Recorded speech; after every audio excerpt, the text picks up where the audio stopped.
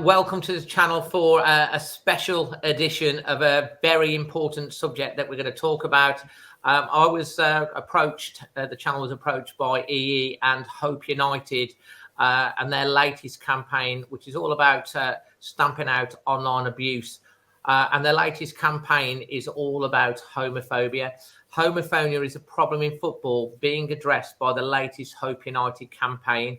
It's inspired by VAR, and they're introducing Gay VAR, which aims to tackle online homophobia and encourage fans to stop and take a stand to call out homophobic hate when they see or hear it. And that's what we're going to be discussing tonight. So I thought it was really important to have members of the LGBTQ plus community that join us to talk about this tonight, and also Wolves fans. So I'm really proud to have joining me Kashmir and Helen. Kashmir, how are you? How are you? Yeah, I'm keeping well, thank you, and massive thanks for your invite onto what I no doubt it will be a hugely important video, and which hopefully we can say ultimately that hatred is abhorrent, and we're here to help tackle it out. Absolutely. And Helen, thank you again for joining as well. Much appreciated. How are you? Yeah, I'm fine. Thanks again for the invite. Just seconding what Kashmir says. Hopefully we can have a frank discussion about whatever's been going on so far, and kind of put things into place to tackle this online homophobia.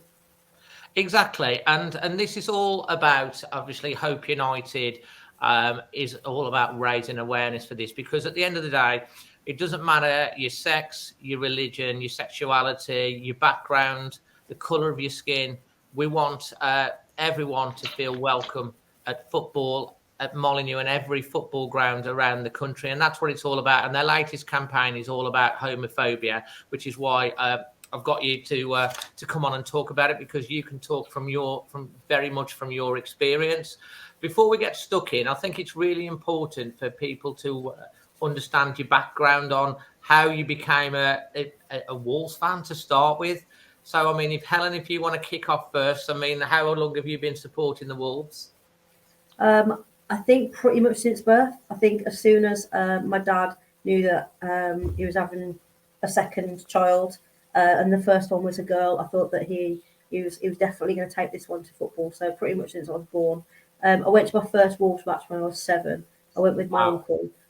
We lost to Nottingham Forest, so best not talk about that. But I just fell in love with it. I fell in love with the club. I fell in love with the game even more. I played football up until I was about 15. So yeah, and you know, I'm gold and black through and through. I bleed gold and black. So yeah, I don't remember a time not being a Wolves fan, really. Well, from your earliest memory, pretty much you've just supported the Wolves through, and like all of us, you've suffered then. Yes, I have. But there's been some ups as well. I do maintain that one of my favourite seasons, and some people won't thank me for this, was the season. You're going to say the League One season? Yeah, genuinely my favourite season out of all seasons, apart from when we finished 7th in the Premier League the first year with Nuno. But yeah, genuinely, Kenny Jackett, League One, my favourite season still. So. And you appreciate when you've come from like League One through to the Premier League, you really appreciate it more, and then obviously getting into Europe as well. But that was a great memory, even though it was hard at the time. You look back on it and all the grounds that you went to and the experiences that you had, and how Wolves rebuilt from that base. Kashmir, how about yourself, mate?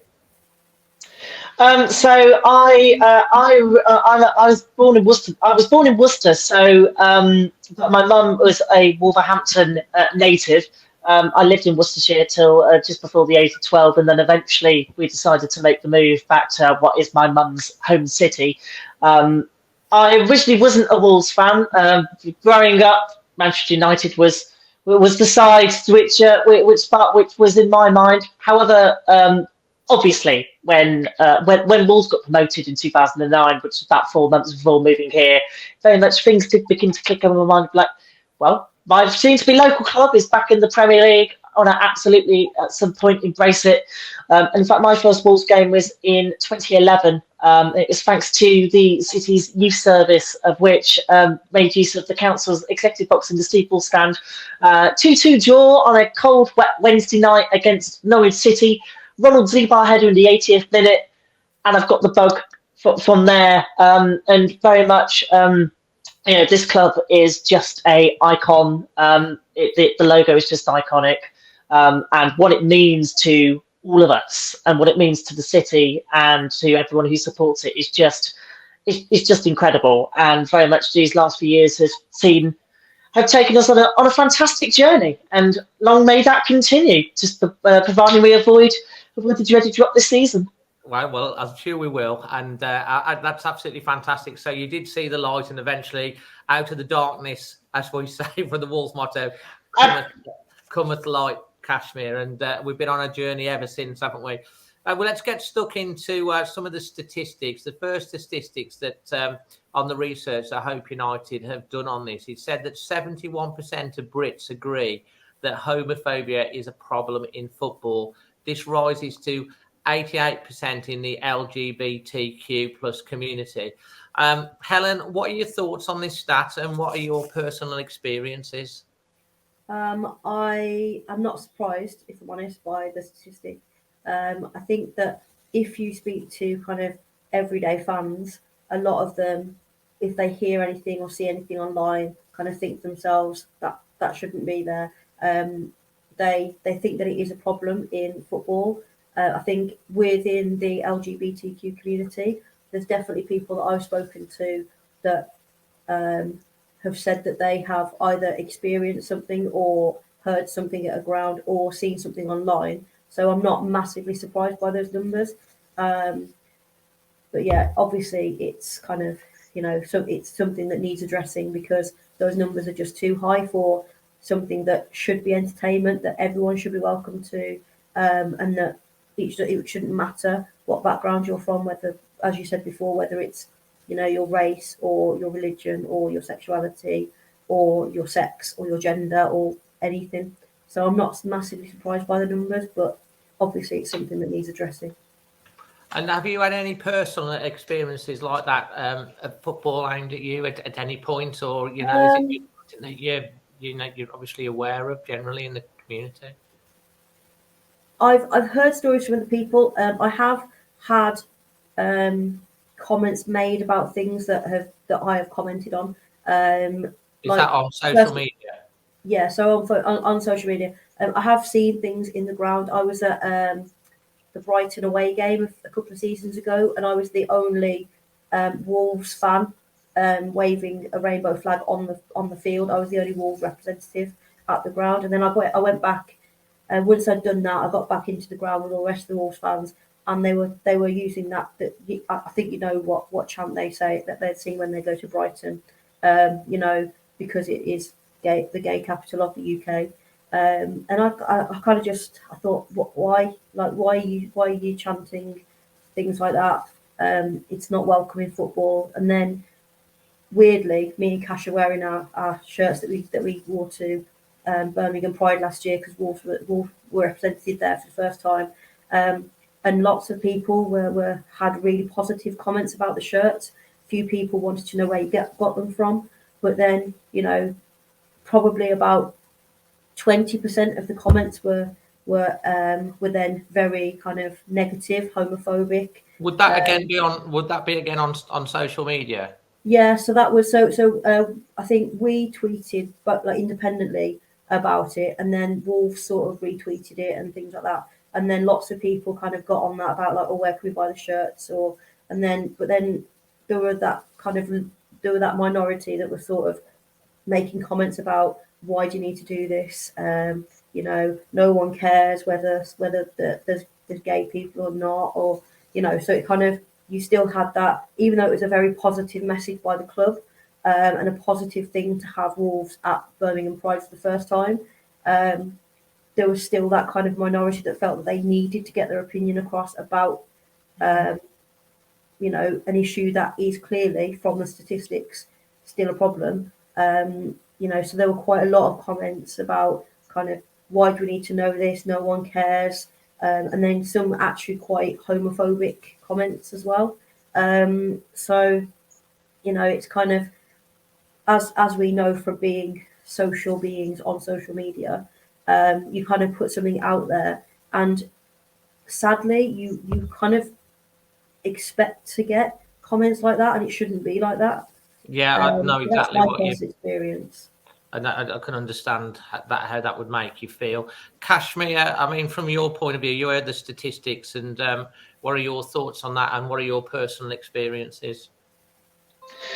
Yeah, the statistics sadly don't surprise me, and of course they are utterly unacceptable, to be blunt and truthful to the point. The way in which obviously the game is, there still is a large minority who just like to be idiots for idiot's sake and not realise what they're saying actually does hurt people. Hurt people in them. No doubt, one infamous chant has to be the Chelsea chant, of which I think was chanted during the game here during this season. And even if it was a very small minority, it was still very, very visible and just very much illustrate there's so much work to do still within society to really make sure that message gets through to folks that what you're saying actually does offend quite a few, and it truly does. It's just mortifying, quite frankly. Yeah, when it came to Pride back in September, the majority of things, the majority of comments, as Helen pointed out, were really positive, and the experience being at Birmingham Pride, Wolves being at Birmingham Pride for the first time, was something which surprised a lot of people, but made so many others extremely positive. Of course, there were still quite a few folks whom did then respond to the tweet on Wolves' account with the usual hatred. And it's not just I think a UK problem, but it's very much a worldwide problem, which has got to be seriously stamped out on by, not least by, the social media companies. But hopefully campaigns like this and having these stats stated are so important in that wider process.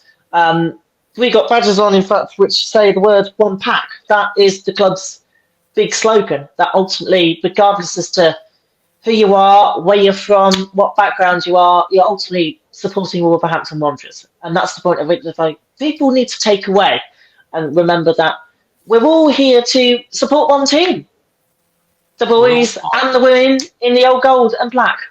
We're all part of the same family. And as you say, the one pack is what it's all about. We're in it together, and that's everyone. At the end of the day, we're all be one big family. We're not always going to agree on the football and what happens with decisions and things like that. But at the end of the day, we all want the best for Wolves. We're all cheering them on, and and that goes, like you say, it's across the board. You mentioned the Chelsea chant, which has now been made legally. I think it's now a crime to actually chant that, because that was championed by a Chelsea group, and you probably hear it louder at some grounds than others, but there was still a minority, and it was a minority, and we have to say it is a minority of people. I watched another video, one of those videos that I sent over to you before, and some people get carried away with the crowd, that euphoria chanting. They chant things and they go along with it, but they're not really understanding how that can hurt someone. They're not necessarily, they're just going with it. And education, which is what this campaign is all about, is trying to educate people. Well, perhaps that's not a good idea. I'm coming on to another stat for you now. It says when this is 4 out of 5 people feel uncomfortable hearing homophobic hate, and 40% believe that social media exacerbates the issue. I think the fact that 4 out of 5 people, 80% of people, feel very uncomfortable of hearing that is a good thing. That it's a high amount of people that don't like it and don't feel comfortable. But I thought that the social media things might have been a higher figure. What do you think of those stats? We'll go with you first, Kashmir, on this one. Again, it's not too surprising, and I think with the way in which the LGBTQ plus community has really stood up against things in particularly over the last decade and a half. The fact that people are beginning to really report things and be like, no, this ain't right. It's a positive, but clearly there's still as we can all see, still a massive problem within sports, not least football, and men's football particularly. Seeing there's only 3 actively gay players, male players on the planet, shows just I think how much there is to go. And as a message to all fans, if you hear anything, don't be afraid to report it, whether it is by telling a steward. Don't be afraid to just go to a steward if you're a Molyneux match game, be like, I've heard something over there which isn't right. Or in fact, if you feel that you can't do so, then use the text reporting line. Start with the word Wolves and text 07723 497 887, and that message will get through to the match centre, and folks at Molyneux will be able to help deal with it, because ultimately stating you've heard something wrong is the best thing to do, and no one should ever be afraid to take that step and to say I've heard something which is utterly abhorrent and needs dealing with. Because you don't actually necessarily have to go up to that person and confront them, because that could escalate a situation into something that's people don't like being called out there and then because you're a fan and stuff like that. You don't have to confront them and cause a scene. Wolves and other clubs have made it now. You can go and talk to the steward. You can go and text. Helen, your thoughts on that? Again, not massively surprised. I did expect, it sounds really sad, but 44%, I think you said, thought that social media kind of 40%. 40%. Yeah. Yeah. So I actually expected that to be higher because from experience of social media and people's views, and people feel like because they're protected by a screen, they can say whatever they want. I would have expected that to be higher, to be honest. But I do think that given that 80% of people think that homophobic attacks or language or whatever is wrong, that needs to sort of transfer into incident reporting a little bit, because people hear it and they think, oh, that's not right, and then don't do anything about it, so it carries on, which is why situations like the Chelsea chant and other chants and the Brighton chant continue, because nobody ever talks out about it. And I get it. It's football is an institution that people go to every week, and they feel like their views can be expressed, and they can. Freedom of speech exists, but freedom of speech only goes to a certain point until it becomes offensive or discriminatory or makes people uncomfortable. So I'm not surprised about the 4 and 5. I am more surprised that the figure for social media isn't higher, if I'm honest. Yeah, indeed, and just also come in as well as a note, there is Wolves, I think, are one of the only clubs in the country, if not the only club in the country, which has a dedicated hate crime officer, which is with West Midlands Police and works on the club to deal with incidents. So very much to state that if you do report something, it will be very much looked into. So hopefully that will be a help in terms of being like, don't be afraid, and speak out on such hatred. And we're definitely going to come on to some of the stuff that Wolves have been doing as well, and to support and to make everyone feel inclusive. I mean, you both sit on the EDI focus group at Wolves as well, don't you? So you can be able to talk about some of that in a little bit. Another statistic here, it said that only 21% of respondents said they would take action when witnessing abuse or hate, and slightly higher figure, 27%, within the LGBTQ plus community. Do you think this is a fear of getting involved and potential repercussions? And what can people do to help without endangering their personal security? I think you kind of touched on that, just. Do you want to go, Cash? Yeah. Yeah. I think it. Yeah. Well, seeing those numbers, I think it's again shows how much there is to do in terms of being like, don't ever be afraid to obviously speak out, and obviously personal safety is one of those things which everyone takes very seriously. Being an autistic man myself, that it sometimes makes me slightly terrified to go to Molyneux. I must admit, sometimes the atmosphere and the vibe that some games can have. And I think it's entirely understandable that there are many who would feel rather themselves a bit uncomfortable in wanting to give a hand. But as mentioned, folks just shouldn't be afraid. We're in such a society where there are so many folks who are willing to help in whatever way to make sure that such abuse is stamped out for good. It's seeing those statistics and the fact it's higher in the LGBTQ plus community isn't too much of a surprise. No, still there is still a massive taboo to eventually break down. Absolutely. And by the way, everyone, you can actually go on to, there's quite a nice resource on the EE Hope United website, which is eehopeunited.co.uk. And it does tell you videos on how to report hate, how to block hate, how to mute hate, and how to filter out hate. It's very educational. Definitely worth looking on, checking that out on the Hope United website. So definitely have a check on that. As you sort of mentioned, you said you can show support in person from being abused without confronting or challenging the bully by letting them know that the person that is being targeted has your support, saying, if you need someone to talk to, I'm here as well. And as you say, within the ground, you can report it to a steward or using, as you say, the Wolves text service. Helen, do you want to sort of talk a little bit now about sort of like the positive steps that Wolves have been taking and the sort of things that you talk about within the EDI focus group and some of the things that they do to try and educate and support fans like yourself and fans in general? Yeah, so as part of the EDI group, we've kind of, as a fan, we've had a voice to kind of say, well, this is happening, we need to do something about it. We know you're kind of going in the right direction, but how is that going to look? So we had quite a big input into, when we first started the group, that there was already the number there, it was already being used, but the signage wasn't great.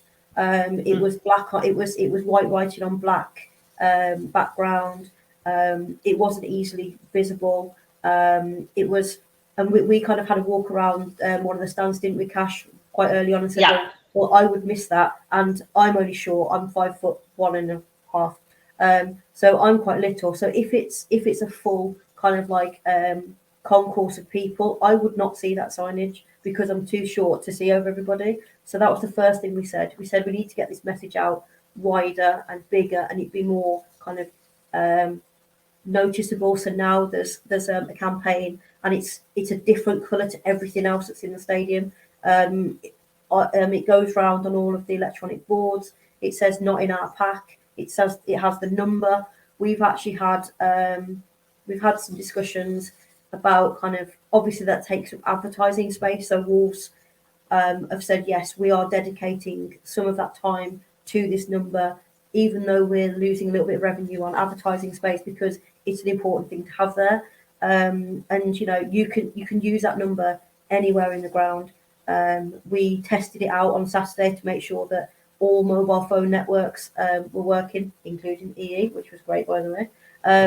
So we tested it, we made sure it worked, and then within seconds we got a message back saying, thanks, we've got your message, it's being dealt with, whatever. So we tested all that out, and it kind of takes away that almost that fear of, if I go to a steward and they see me approach a steward, and then that steward approaches the person who's doing whatever they're doing, obviously then am I putting myself in danger? Am I putting the people I'm with in danger? A lot of the time, some of the stuff that's being said is being said around children, and that's not very comfortable to hear around children, some of the language that's being used. So are you then putting other fans in danger by reporting that straight to a steward? So it kind of takes that away a little bit, because let's face it, everyone at half time is on their phone trying to check latest scores, so it sort of blends in. If you get your phone out and just quickly text so and so number is doing so and so, it's gone, it's done, you get a message back, and then that can be dealt with, and it's anonymous. it can be anonymous unless something needs following up, where it's kind of such a severe incident that a follow up is needed. But obviously, if you don't want to take part in that follow up, that's personal preference. But it is all anonymous, so it takes away that kind of fear of what's going to happen to me if they see that I do that. So that's one of the things that we're working on. I guess as well, just getting the profile of the club a bit bigger, by going to Birmingham Pride. We're hoping to be involved in Wolverhampton Pride this year. That's sort of still in, I can't give you any details about that because that's still in the process. So maybe just, getting the profile of the club as a supportive club. I mean, it always has been, but kind of getting that profile a bit higher. That's what we're kind of working on a little bit more. So yeah, we're moving in the right direction. There are things, again, that we can't talk about at the present time because we're waiting for the club to release things. But, there are things going on behind the scenes that is all positive. So I mean, lots of positive things. And I think that's the thing that we've got to get across, that Wolves as a club really do want every single fan to feel part of that pack, the not in our pack mentality. They want everyone to feel safe. They do want to educate. They are doing things. They are listening to these sort of things. And Cash, I know that you're so excited about an expanded Wolves presence at Birmingham Pride this year, aren't you? Yeah, no, absolutely, Dave. As we referred to earlier on, one of the things that, it surprised everybody when about, I think it was 9 or 10 of us from the club attended Birmingham Pride Parade on September 27th or September 23rd or 4th last year. It's been such a long season that my mind just feel like it's dissipating already, and there's still 2 months to go. Yes, last September, first ever time that Wolves had attended what is one of not just the UK's biggest pride parades, but I think one of the biggest in Europe. And it not only surprised people, but really did show the club in just a really good stead. That ultimately we are a part that this city and that this institution that is Wolverhampton Wanderers very much wants to say, we are part of you. This is one big family which really wants to showcase itself. And I think the positivity and the fact that the club did a little video on it, and even if the little video was a minute long on the club's social media channels, the guys on the media team did an almighty job. They took, I think it was over 1,000 photos and 90 minutes worth of footage, and it just illustrates just how joyful that day was. And Wolves have acted upon that, and there was certainly going to be a much bigger presence at Pride this year. Can't say what yet, but ultimately the fact that Wolves wants to not just showcase its brand, but ultimately be at these events and demonstrate allyship and say, you're not on your own here. The fact that we are a club and an institution which has so many fantastic fans, and want to celebrate the fact that there are so many people around the world who just want to be themselves and live themselves. And that's what this is all about, ultimately. And I think that, along with the fact there's also obviously One Pack Week, which is in development, and on top of that, the club having appointed their first ever EDI manager for this season onwards, really does show that things are moving in a really good direction. I know plenty say, it's the football we should be focusing on. It should be all just about making sure we remain in the Premier League and all the rest. But ultimately, I don't think we can be a institution that matters if we just simply focus on the football and forget about everything else. Because ultimately, if we're to become a really good and just super force on the pitch, we've got to make sure everything off it is as good and as world class, and ultimately enables that progression to take place right across the club. Birmingham Pride, hugely looking forward to on May the 27th, and for whatever is else to come within the work that we're doing as a group. And so I discovered Helen through the EDI Advisor Group, and the talent and the experience which has been brought to the club, having fresh faces and people who I probably as well didn't expect to bring their influence, but have done so in a fantastic way is what is so important here. And I think the club massively appreciated it. And that's really good because the club has got these fan groups. They do listen, they do make changes, they do make improvements. And I tell you what, Helen, Kashmir, me, doesn't as you said, it doesn't matter what our background, race, sexuality is. When that ball goes in the back of the net, we scream with joy.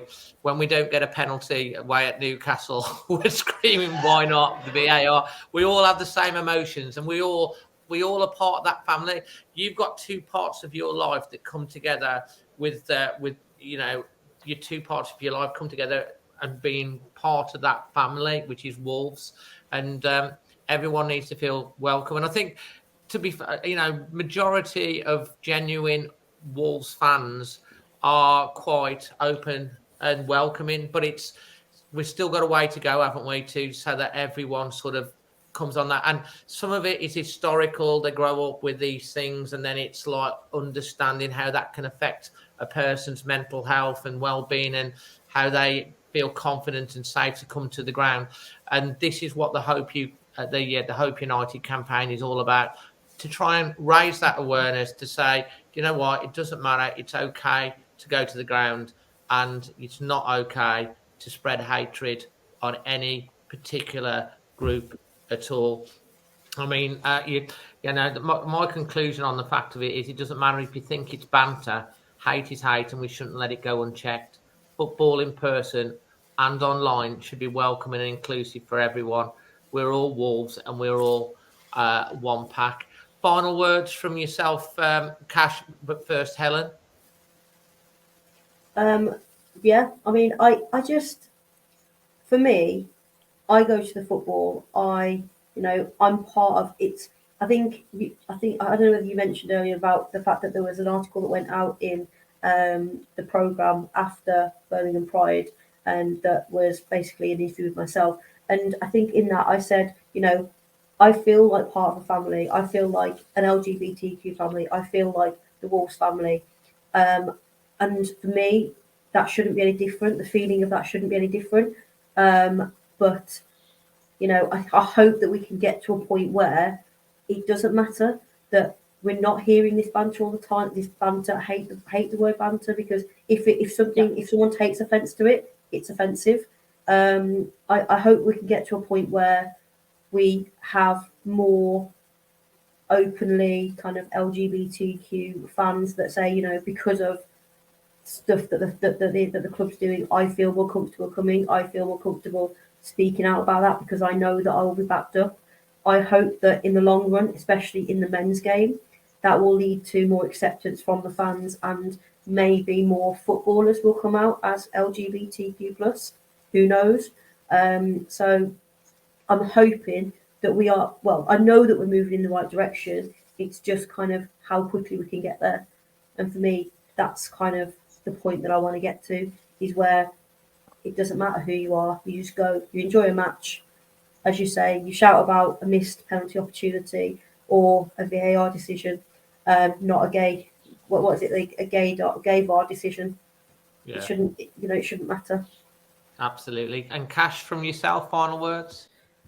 No, Helen is absolutely spot on. I say the way in which society has developed has I think on the whole been positive, but as we can still, and as we've spoken about tonight, there's still a long way to go. But yeah, being a part of a fan base and knowing so many wonderful people like Helen actually, of whom I've learnt so much from. It is fantastic. And the fact as well, I've in the last few years, that worked with so many LGBTQIA people, plus people, is making me obviously develop and go on a bit of a self journey as well, as to fully figuring out who am I. It's the fact that I've been in such an environment and have got to know just so many fantastic people of whom are able to live their lives is fantastic. And ultimately, at the end of the day, Wolverhampton Wanderers is a huge part of my life. It always will be until its very end.